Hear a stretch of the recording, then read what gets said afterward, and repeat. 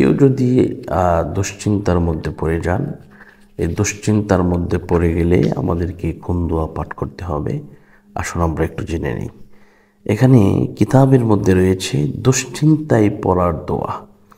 তা হচ্ছে খুব ছোট্ট একটি দোয়া, এটি আমরা আজকেই মুখস্থ করে নেব। আমরা যে সময় বিপদ আপদ বালা মুসিবতের মধ্যে পড়ে যাব ইনশাআল্লাহ আমরা এটা পড়ে নেব। তা হচ্ছে ইয়া হাইয়ু ইয়া কাইয়ুম বিরহমাতিকা আস্তাগীথ, বিরহমাতিকা আস্তাগীথ, ইয়া হাইয়ু ইয়া কাইয়ুম বিরহমাতিকা আস্তাগীথ। এটার নিয়ম সহ ফজিলত সহ সব কিছু আপনাদেরকে বলবো। এর আগে এই দোয়ার অর্থটি আমরা একটু জেনে নিই। অর্থ হচ্ছে, হে চিরঞ্জীব, হে চিরস্থায়ী আল্লাহ, আপনার করুণা দিয়ে আমায় সাহায্য করুন। কত সুন্দর অর্থ, আপনার করুণা দিয়ে আমাকে সাহায্য করুন।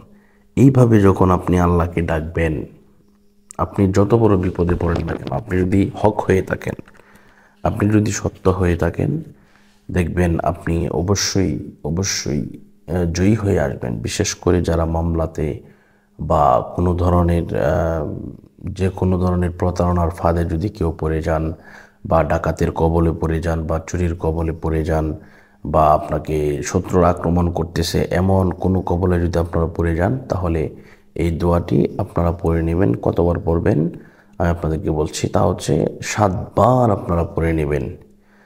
ইয়া হাইয়ু ইয়া কাইয়ুম বিরহমাতিকা আস্তাগীথ, ইয়া হাইয়ু ইয়া কাইয়ুম বিরহমাতিকা আস্তাগীথ, ইয়া হাইয়ু ইয়া কাইয়ুম বিরহমাতিকা আস্তাগীথ, ইয়া হাইয়ু ইয়া কাইয়ুম বিরহমাতিকা আস্তাগীথ, ইয়া হাইয়ু ইয়া কাইয়ুম বিরহমাতিকা আস্তাগীথ, ইয়া হাইয়ু ইয়া কাইয়ুম বিরহমাতিকা আস্তাগীথ, ইয়া হাইয়ু ইয়া কাইয়ুম বিরহমাতিকা আস্তাগীথ। এভাবে আপনারা 7 বার পড়ে নেবেন, দেখবেন ইনশাআল্লাহ আল্লাহ পাক আপনাদেরকে কবুল করবেন, মঞ্জুর করবেন ইনশাআল্লাহ। তো আজকের মতো এই পর্যন্তই। যারা আমার এই ছোট্ট চ্যানেলকে যারা সাবস্ক্রাইব করেন নাই, সাবস্ক্রাইব করার জন্য অনুরোধ করছি, আর যারা করেছেন প্রত্যেককে ধন্যবাদ জানাচ্ছি। তো এই মুহূর্তে বিদায় নিচ্ছি। আসসালামু আলাইকুম।